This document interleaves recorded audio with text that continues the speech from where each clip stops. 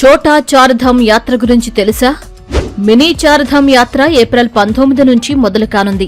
ఈ సందర్భంగా ఆ యాత్ర గురించి కొన్ని ఆసక్తికర విషయాలు మీకోసం. యమునోత్రి, గంగోత్రి, కేదార్నాథ్, బద్రీనాథ్ ఈ నాలుగింటిని కలిపి మినీ చార్ధామ్ అంటారు. జీవితంలో ఒక్కసారైనా ఈ ఆలయాలను సందర్శిస్తే పాపాలు తొలగి మోక్షం దక్కుతుందని నమ్మకం. చార్ధామ్ యాత్ర పశ్చిమం నుంచి తూర్పునకు మొదలవుతుంది. ఉత్తరాఖండ్లో కొలువై ఉన్న 4 ఆలయాలను ఈ తీర్థయాత్రలో చుట్టేయొచ్చు. ఈ యాత్రలో యమునోత్రి, గంగోత్రి, కేదార్నాథ్, బద్రీనాథ్ దర్శనం ఇస్తారు. సముద్ర మట్టానికి 3100 నుంచి 3600 మీటర్ల ఎత్తులో ఈ ఆలయాలు ఉంటాయి. కొండల పైనున్న ఆలయాలను సందర్శించాలంటే రోడ్డు మార్గం, ట్రెక్కింగ్ ద్వారానే సాధ్యం.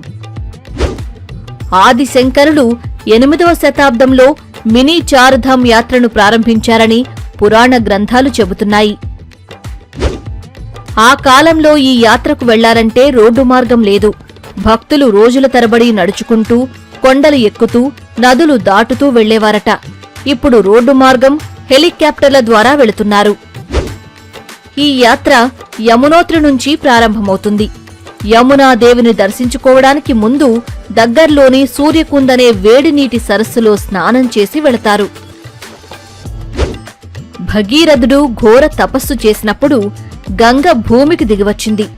గంగోత్రి ఆలయం నుంచి 19 కిలోమీటర్ల దూరంలో ఉన్న గౌముఖ్ హిమానీ నదం నుంచి ప్రారంభమవుతుంది. శివుడు కొలువై ఉండే కేదార్నాథ్ను ద్వాపరయుగంలో పాండవులు నిర్మించారు.